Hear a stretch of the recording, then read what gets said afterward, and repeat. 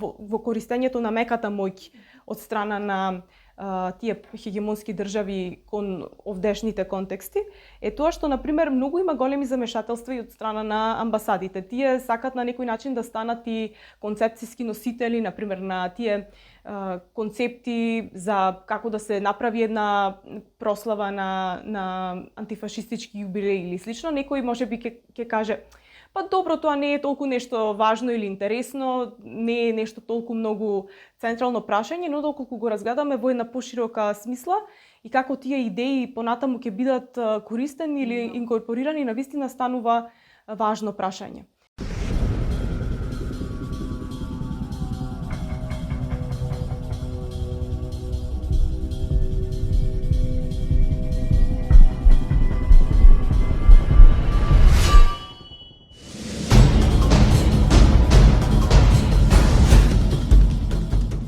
Почитувани гледачи, здраво, јас сум Джейлан Велио.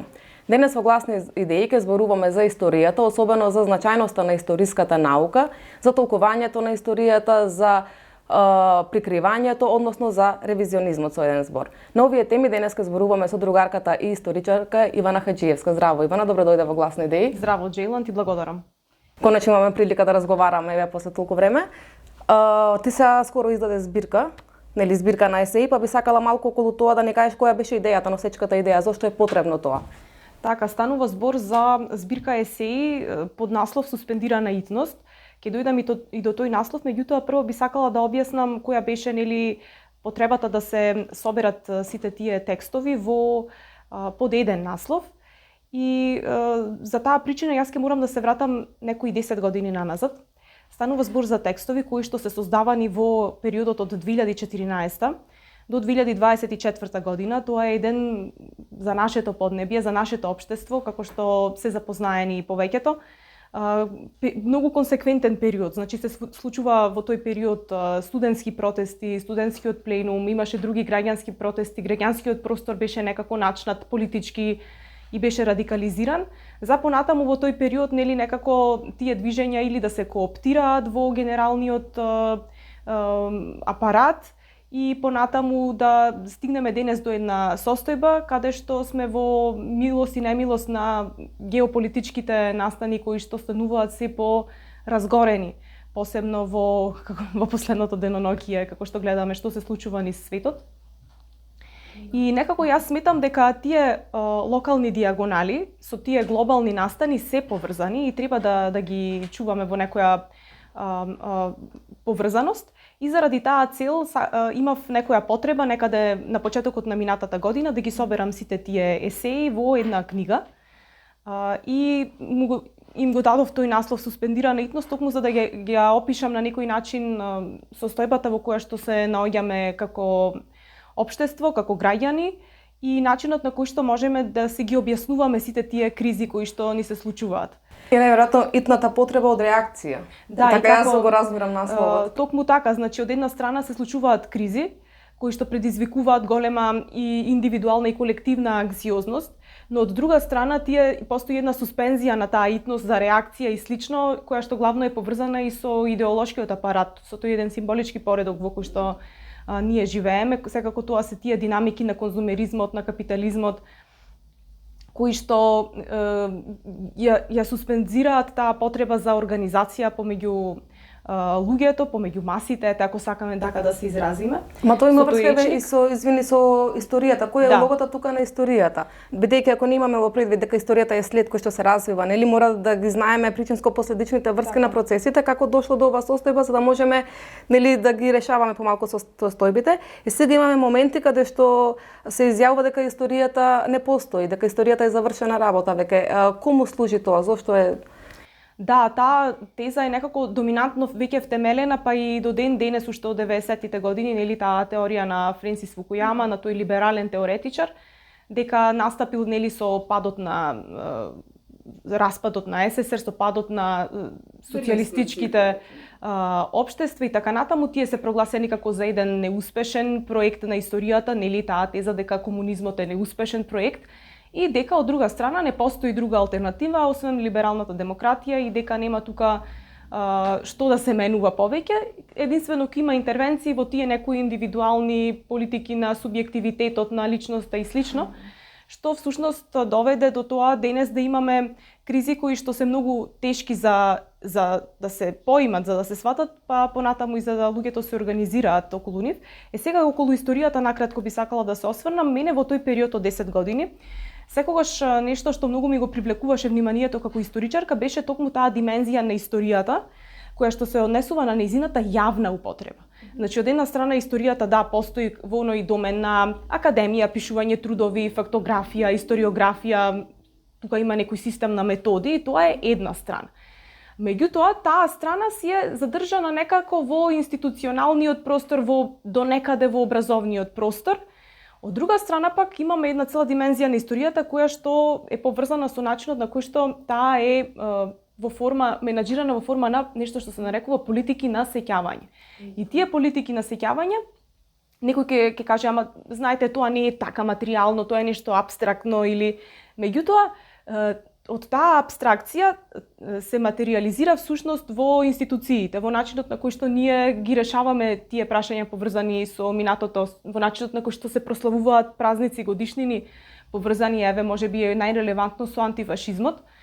И денес сме доведени во една ситуација каде што се прославуваат големи јубилеи, 80 години од крајот на Втората светска војна или пак големи јубилеи поврзани со денови на ослободување на градовите и слично, каде што согледуваме дека тие значења историски на антифашизмот се или заборавени, или комодифицирани, или пак се на некој начин целосно заменети со некои други значења. Заменети би рекла јас дека најверојатно. Така, и доаѓаме до ситуација каде што всушност и таа политичка идеја на антифашизмот е затворена како едно историско поглавје и тука не постои ниту некоја идеолошка, а камоли политичка потреба повторно луѓето да ги користат тие истории на победа, на борба и тие сите истории се заменети всушност со истории на траума, на жртви, на виктимизација. И многу ми беше мене интересно да ги согледувам сите тие историски примери на локално и на глобално ниво, каде што револуциите се поврзувани со насилство. Не со борба чија цел била, пример, деколониализација или пак антифашизам и слично. И се некако од тој домен на диалектичка историја, каде што се сите закономерности во еден тоталитет опфатени, една темелна историографија, ние се повеќе и повеќе одиме кон тој домен на личните сеќавања, па на тие жртви, индивидуални жртви, индивидуални победници, луѓе кои биле извршители на нешто. Да, тоа навистина важи и има некој свој домен во историските дисциплини, меѓутоа не може да е тоа главниот курс. Само емотивниот курс, фактички на некој начин. Тој емотивен курс, афективен курс, не може да е тоа главнината на а не процесите кои што минатото, да. И на тој начин денес имаме и злоупотреба на историските наративи со цел да мобилизираат население, например, што се прави со национализмот. Да. Тој многу го мобилизира историското минато, го става без разлика за кој народ станува збор, без разлика за која етничка група станува збор, се зема некој целосно етноцентричен наратив и потоа се користи за да се мобилизираат луѓето. Тоа е многу лесно да се направи. Тоа се случува со многу партизани од овие простори, значи дури од Албанија, од Македонија, од Србија, каде што се кажува дека тие луѓе се бореле за чистите етнички нивни држави, а всушност те учествувале претходно во работничкото движење. Еве и партизаните, се малку вака влегувам како стигнале тие да бидат партизани, претходно тие имале некоја политичка улога во општеството, биле синдикалци, биле вмешани во работничкото движење. Баш што кажува, сето тоа се отфрла и као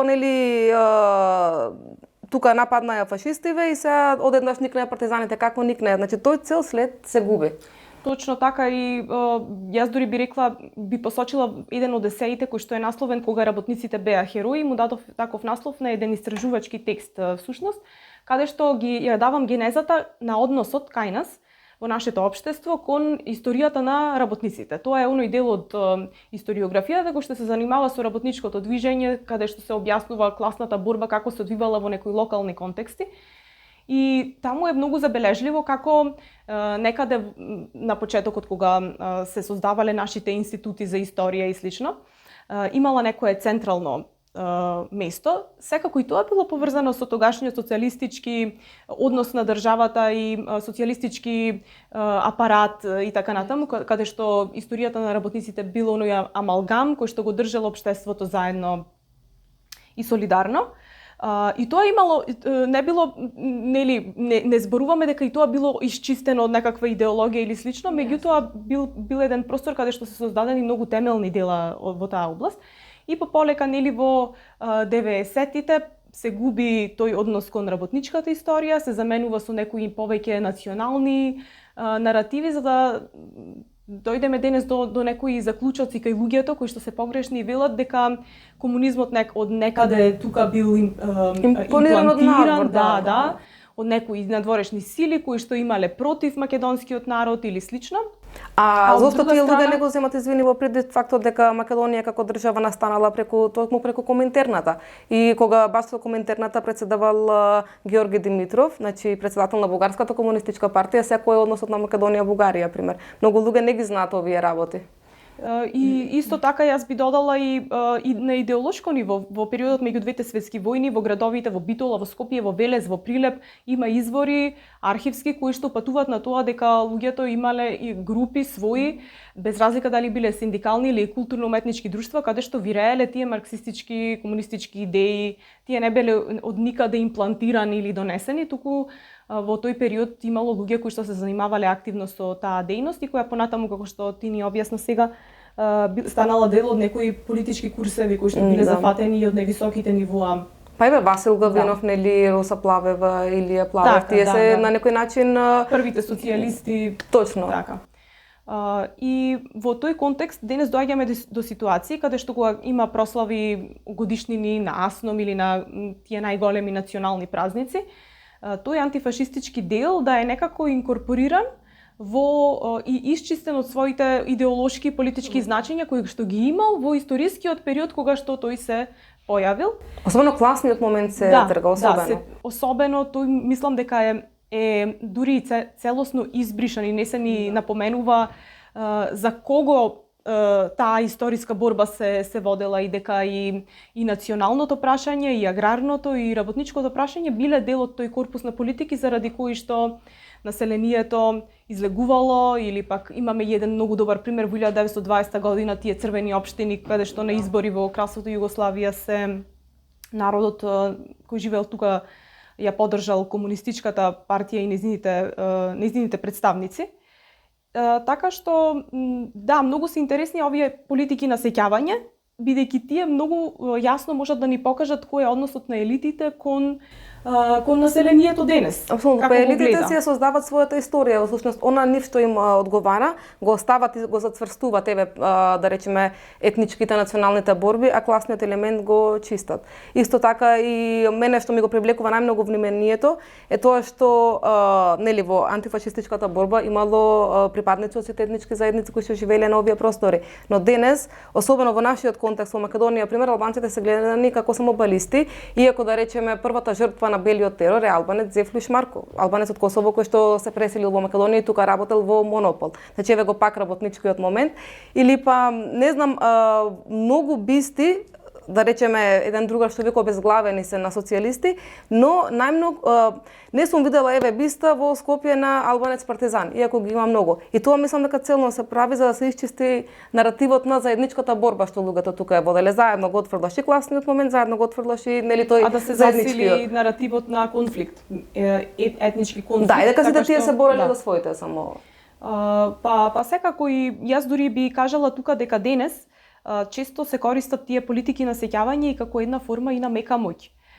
Досега зборувавме нели за односот во секоја држава во постјугословенскиот простор, дека од страна на новите елити во 90-тите години таа една насилна промена на системот, транзиција во економска, но и во идеолошка смисла.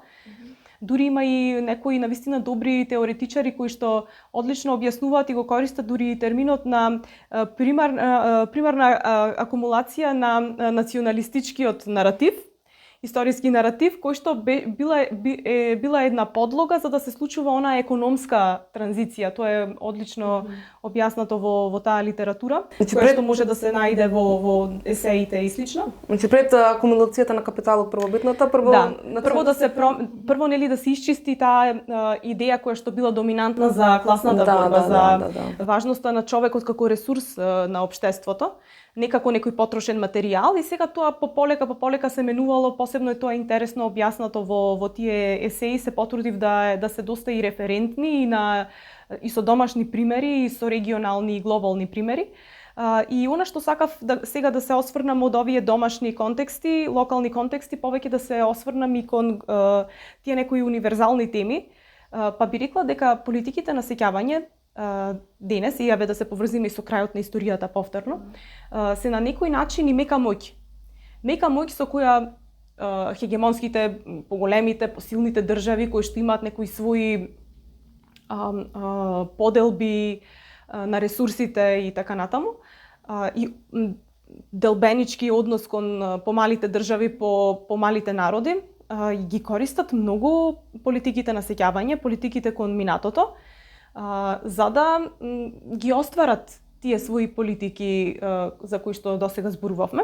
Па така, например, доколку кај нас односот кон фашизмот на постјугословенскиот простор беше со една ревизионистичка политика, рехабилитација на личности кои што историјата и фактите ни кажуваат дека биле фашисти или пак соработници отворени, јавни со тогашните окупациони режими.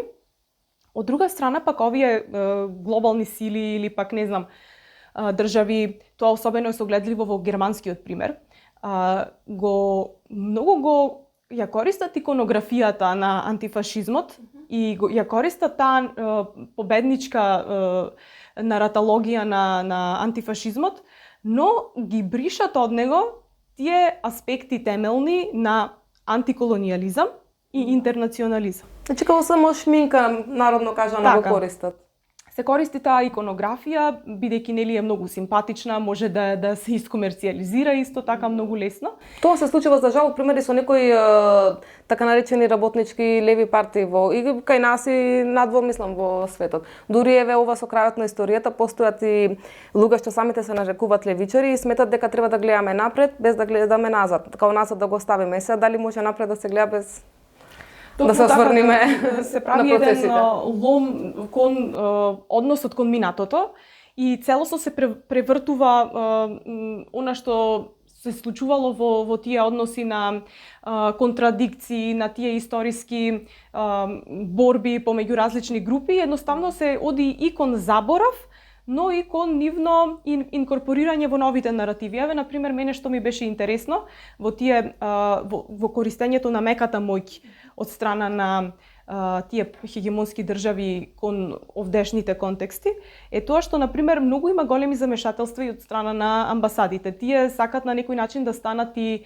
концепцијски носители, например, на тие концепти за како да се направи една прослава на антифашистички јубилеи или слично. Некој можеби ќе каже: па добро, тоа не е толку нешто важно или интересно, не е нешто толку многу централно прашање, но доколку го разгледаме во една поширока смисла и како тие идеи понатаму ќе бидат користени или инкорпорирани, навистина станува важно прашање.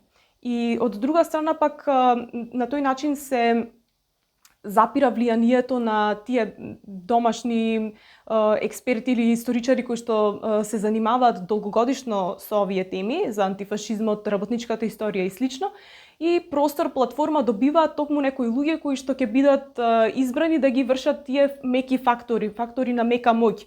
Им се доделувани разни стипендии или пак други некои бенефиции со цел тие да станат промотори на една исчистена пуританска верзија на овие важни наративи на борба и против опресорски сили кај нас и се доведува до многу замешателства кои многу негативно ќе влијат подоцна на политичката организација, борба и така натаму. Баш беше интересно дека ова не останува никогаш само на некоја, како што кажав, некои меки фактори кои ќе си работат така во позадина притаено, туку и во официјалните институции, еве ќе се потсетам јас дека во 2019 година мислам дека беше, на ниво на највисоките институции на ЕУ беше донесена еден документ каде што како во форма на резолуција каде што фашизмот и комунизмот беа изедначени како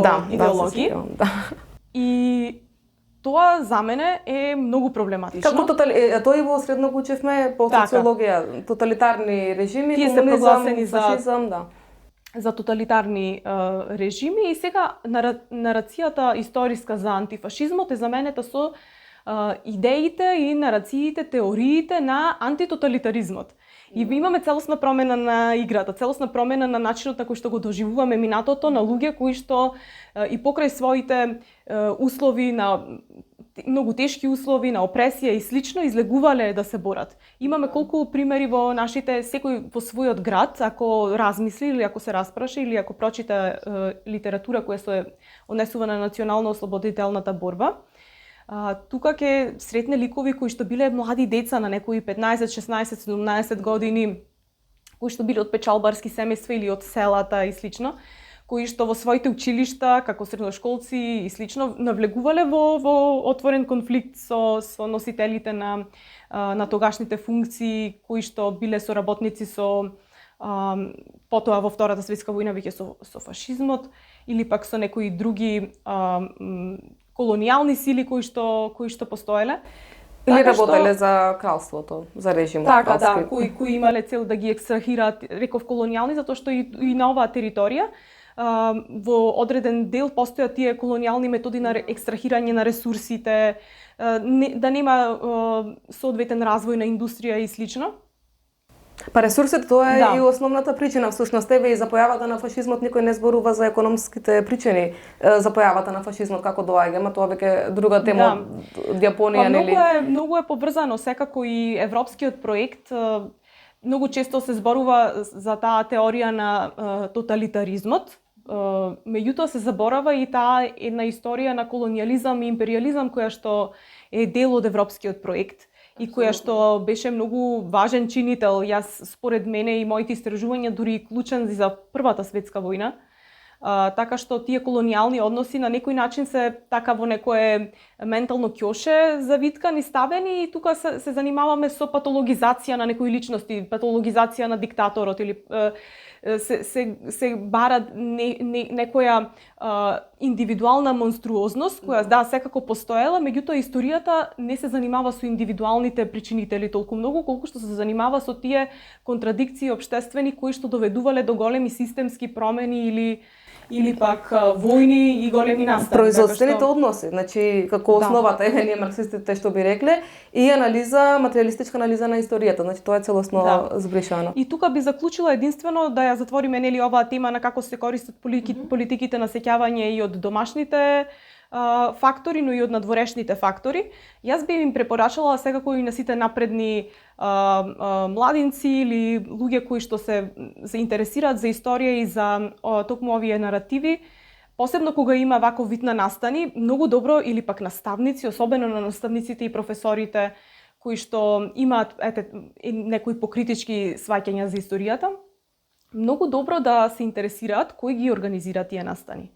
Бидејќи не се што ќе биде представено на некој начин е така, да се размисли ако некоја амбасада на држава која што врши геноцид организира одреден настан кој навидум носи некое име, не знам, одбележување на некаков антифашистички јубилеј и слично. И секогаш слободата е втемелена во тоа на некој начин. Слобода, демократија, слично, но добро да размислуваме кој ги организира тие настани и дали треба да им се даде која е целта. И дали треба да се дава платформа, бидејќи граѓаните ја имаат таа моќ, луѓето кои се млади, интелектуалци или, како што кажав, од разни области на општеството, ја имаат таа моќ, овие платформи да не ги поддржат. Едноставно и да се поддржуваат нели места, извори на информации каде што можат на еден многу потемелен начин да бидат запознаени со овие важни теми.